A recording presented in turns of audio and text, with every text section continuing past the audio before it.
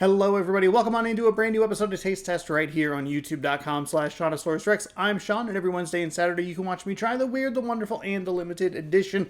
Subscribe down below for more and ring the bell. You'll be notified when I post new videos. Today we're trying Honeydew Mountain Dew, which is new with an asterisk. This was exclusive to Canada last year, and they brought it down to America, but only put it in Maverick gas stations.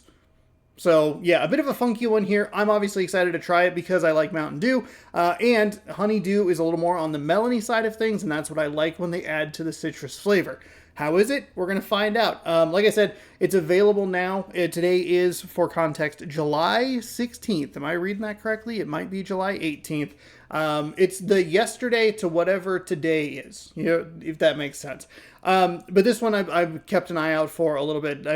The beep actually even gave me like a tip of like, hey, might be available at this Maverick. We went and tried and it wasn't there, and so we tried a different Maverick today, and thankfully it was there. I ran into a little Mountain Dew luck. So without further ado, let's try it. I will say that, like, pay attention to the label. It's very green, but it should stand out to the regular. But it does look kind of similar. All right. Cap is also different. Okay, there's definitely a honeydew scent there. That's good news.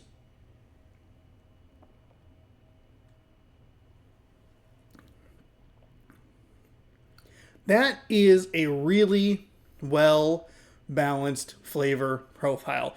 The honeydew is the guest flavor, but it is mostly what I am tasting. It is why I like when it's fruit or when it's melons or not citrus, is basically what I would, how I would say that in a more clear way, which is not my strong suit, admittedly. The citrus gets lost, right? The honeydews, apples, not a great example, but berry is the other thing that I was trying to forget before I said just not citrus. Like, there was a third one. Anyway, those really sing when you put them against the citrus flavor of the Mountain Dew. Obviously, or not obviously, but, you know, the citrus gets a little bit lost. It's just more. The honeydew really comes through. It's a solid flavor. I don't know, the honeydew is my favorite flavor, but I like where it is just as far as that flavor balance is concerned. It tastes very light. It's very, like, crisp and summery. Like, there's something about the flavor that just makes you feel summer or warmth, or I'm out at a canyon or something. I don't know. When have I ever been to a canyon? Closest canyon I've ever been to was Snake Valley, and that was horrible. It's good. It reminds me of lotion. I think that's the problem. Is honeydew isn't a flavor that I necessarily think of, but it's more of a scent. Like, I smelled that, and it's like something you'd like rub on your skin or whatever, aka lotion. And I don't know. The flavor's fine. I feel like I want to like it more, and I want to give it compliments for being so guest flavor forward. But at the same time, I'm also kind of just like, I don't know that I love that flavor. Like, it's fine. I'm not bothered by it in a bad way. I don't love it in a great way. It is very, like, it's a very 6.5 out of 10 flavor. I don't know that I would buy another one of them, and that has largely been the problem with these Mountain Dews for the number of years now that I've done this show, is the number of new release dews or guest flavor dews or whatever, seasonal is the word I'm looking for. The number of times I buy multiples of those, not counting the 12 packs, is a bit of a confusion there. Because that throws everything off, because it would be like, well, you bought 12 of the dragon fruit. Yeah, 11 of them are still sitting here. Anyway, I don't know why I said that so angrily. I don't buy them again. I need Mountain Dew to have a flavor that makes me go, dang, this is really great. They haven't had that since Black Label. They haven't had that since the Game Fuel. And the Game Fuel was a thing that I tried back during Week in Review. So we're not even talking this decade. We're talking the previous, like, 2018, 2019. Even, like, the Voodoos are obviously a different thing, a subset, because they are, they're doing something different with the mystery flavor, Rip in Peace.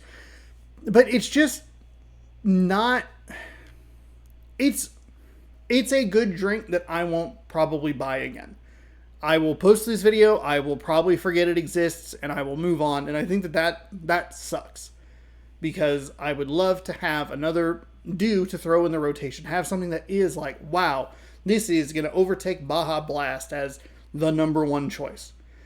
But it's worth trying. If you don't, it's worth trying. If you don't live near a Maverick, I don't think you're missing much unless you're an absolutely huge Honeydew fan. But it is worth trying. It's in such a weird level. And I was able to get buy two, get one free. So I think that was like $6. So I got it for about $2, but I think it retails for like $3.39 at Maverick. So we're right in that range of like $2.01 to $4 of, if you like it, give it a whirl. If not, that's fine too. I don't know. It's a weird one. I want to like it more. I feel like I'm kind of bummed, but I also don't like Honeydew. Can I have a cantaloupe one? It works with Honeydew. Why won't it work with cantaloupe? Give me something funky. There you go.